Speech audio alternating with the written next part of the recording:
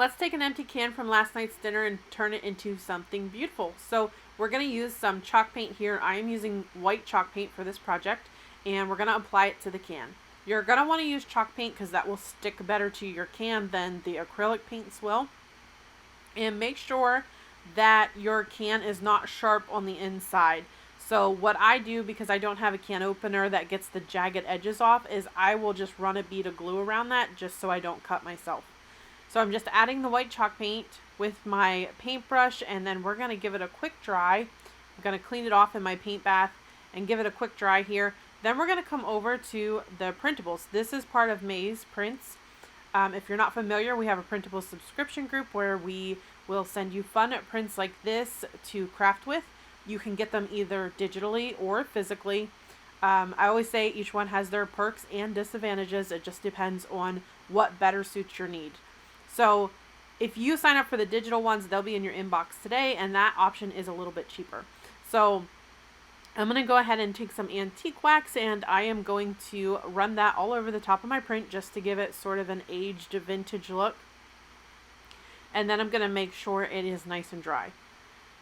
Once it's nice and dry, I'm going to come over here with some Mod Podge and just Mod Podge the back of that, and then just fit that right onto the center of my can where I want it.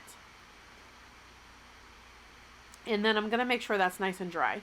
Next, I'm going to come in with some more Mod Podge, and now I'm going to add this randomly all around the can. We're going to give this a rustic flair, so we're going to come in with some cinnamon right on top of the Mod Podge and just sprinkle it randomly just where you would think it would rust. And then I'm going to give that a nice dry, and then I'm just going to keep going back and forth over it with the Mod Podge and cinnamon until I get it to look the way that I want it to look. So then we're going to make sure it is good and dry. I'm going to come in with my little mini vacuum here and clean all this cinnamon up. And then I'm just adding Mod Podge over top the cinnamon. And once it's nice and dry, then I'm going to come in with some black paint just to give this a little bit of dimension and kind of make it look even more rustic. Sort of like if you see an old can sitting around, how they kind of start to almost form a hole in them. So that was kind of what I was going for with this.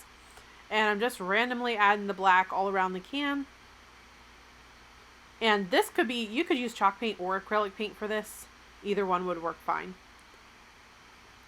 So then I'm going to make sure that everything is nice and dry. Then I'm going to come in with a foam block that I got at Dollar Tree. They were actually out of these last time I was there. So let me know, does your Dollar Tree still have these foam blocks, or are they out too? So along with the foam block, I'm going to glue that in there. And then we're going to come in with some flowers that also came from Dollar Tree. And then I'm just going to start stuffing these into my can.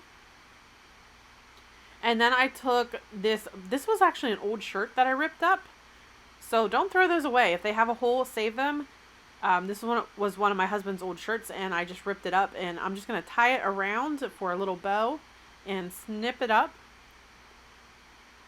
And then I'm going to come in with some Excelsior, and I'm just going to add this all around the can. You can find this at Hobby Lobby and with the Spanish moss. And then we have these little wood birds in our store. They come in a pack of 3. And then I'm just going to add a dowel rod to mine. Now the dowel rod does not come with them. I'm adding that separately, and I'm just going to glue it onto the back. I'm using a little piece of that shirt just to kind of sturdy it up.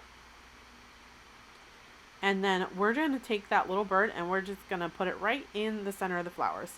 And that is it. This turned out so cute. It was such a fun project and a great way to recycle. So let me know what you think of this project, and let me know if you plan to give it a try. Thanks so much for watching.